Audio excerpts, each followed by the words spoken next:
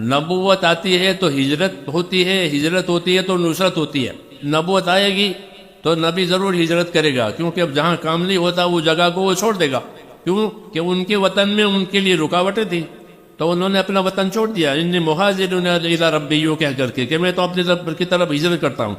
تو نبی ہجرت کرتا ہے، اور ہجرت کی وجہ سے پھر نصرت کی ضرورت پڑتی ہے، تو اس لیے نصرت کی دعوت دی جاتی ہے۔ اب تو ہجرت کا مسئلہ ختم ہو گیا، نصرت کی ذمہ داری باقی ہے۔ ہجرت مکہ مکرمہ سے ہو گئی، پھر مکہ مکرمہ مرکز بن گیا، اس لیے اب ہجرت کا سوال ختم ہو گیا۔ فرمایا لا ہجرت بعد الفتح، فتح مکہ کے بعد ہجرت نہیں ہے۔ صفوان ابن امیہ وہاں کے رئیس تھے، وہ فتح مکہ کے بعد آئے، مسلمان ہوئے، کہ یا رسول اللہ ہجرت، فرمایا ہجرت ختم ہو گئی، کرنے والوں نے کر لی، اب نہیں ہے، اب تو اپنے دین کی مدد کے لیے رہو۔ تو جب ہجرت نہیں رہی تو اب نصرت باقی ہے کہ اپنے دین کے مددگار بنو۔ ہے ایمان والو، تم سارے کے سارے اپنے دین کے مددگار رہو، دین سیکھو، دین سکھاؤ، دین سیکھنے سکھانے کے لیے دوسروں کو تیار کرو، جو تیار ہو ان کے مددگار بنو۔ یہ سب نصرت کہلاتی ہے کہ ایسی فضا بناؤ کہ لوگ دین پر آئیں، کہ تمہارے چلنے چلانے سے، تمہارے نکلنے سے لوگوں کے لیے راستہ کھلے گا، تو تم دین کے مددگار بنو گے۔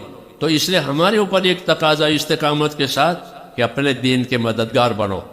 اگر آسمان سے پانی برستا ہے تو زمین آباد ہو جاتی ہے، زمین کی برکات ظاہر ہوتی ہے۔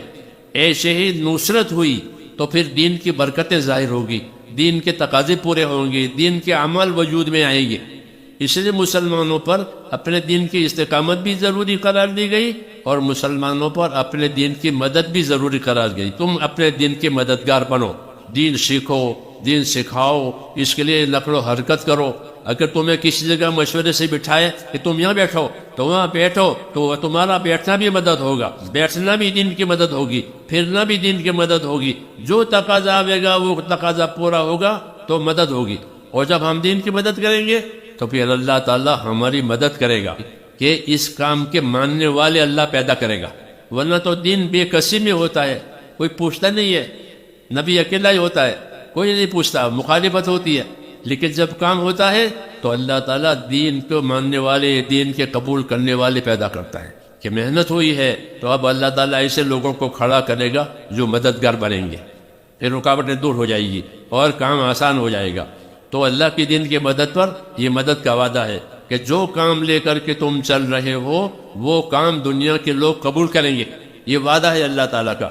اس لیے ہمارے ذمے دو ذمہ داری آئی، ایک اپنی ذات سے استقامت پیدا کرنا کہ ہر آدمی اپنے ذات سے اپنے آپ کو دیندار بناوے، اور دوسرا تقاضا کہ اپنے دین کا مددگار بنے، کہ جس وقت جو بھی تقاضا آوے اپنی طاقت کے مطابق اس کے پورا کرنے کی کوشش کریں۔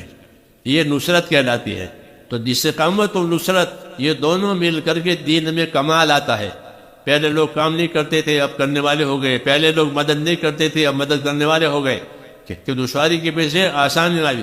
شیطان ڈراتا ہے دشواریوں سے اور آدمی رک جاتا ہے ڈر کر کے، تو حکم ہے کہ ڈرو مت، اللہ کی مدد۔ مولانا الیاس صاحب فرماتے تھے کہ اللہ کی مدد حق ہے، لیکن اللہ نے اپنی مدد کو غیب میں رکھا ہے۔ جب تقاضے پورے ہوں گے تو وہ مدد غیب سے باہر آئے گی، تقاضے نہیں پورے ہوں گے تو وہ غیب کی مدد غیب میں رہ جائے گی۔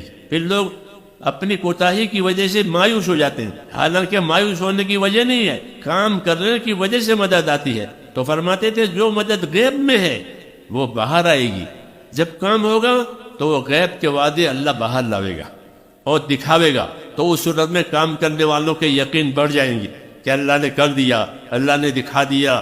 صحابہ کے اللہ نے ھذا ما وعدنا اللہ ورسولہ، یہ ہوا وعدہ اللہ رسول کا پورا ہوا۔ دیکھ لیا کہ جو بات غیب میں تھی وہ باہر آ گئی، جو رکاوٹیں تھی وہ بدل جائے گی مددوں سے۔ اب رکاوٹ نہیں ہے، اب مدد ہے، اب استقبال ہے، تو اللہ استقبال کا دور لا لیں گے۔ جب استقبال کا دور آوے تو کام زیادہ کرنا چاہیے، یہ سنت پیغمبر ہے کہ کام میں استقبال ہے، کام میں لوگوں کی طرف قبولیت ہے کہ پھر کام کو آگے بڑھاؤ۔ چنانچہ مکہ فتح ہو گیا، رکاوٹیں ختم ہو گئی، تو حضور صلی اللہ علیہ وسلم نے چاروں طرف وفود پھیلائی، جماعتیں پھیلائی، اور اپنی عبادت بڑھا دی۔ پاؤں پر ورم آنے والی عبادتیں اسی کو ہوئی۔ اور جب آپ سے کہا گیا کہ آپ اتنی مشقت اٹھاتے ہیں تو فرمایا میں مشقت کیوں نہ اٹھاؤں، اللہ نے اپنا وعدہ پورا کیا ہے میرے ساتھ۔ جو وعدہ ہوا تھا وہ وعدہ اللہ نے میرے ساتھ پورا کیا ہے، تو افلا اکون عبدا شکورا، کیا میں خدا کا شکر گزار بندہ نہ بنوں جب اس نے میرے ساتھ اپنا وعدہ پورا کیا ہے؟ کہ جب کام میں استقبال ہو اور کام کا استقبال ہو تو اس کا شکر یہ ہے کہ اپنے کام کو بڑھاویں، اپنی مقدار قربانی کو بڑھاویں، ہاں یہ اس کا شکر ہے، اور شکر پر اور زیادتی ہوگی۔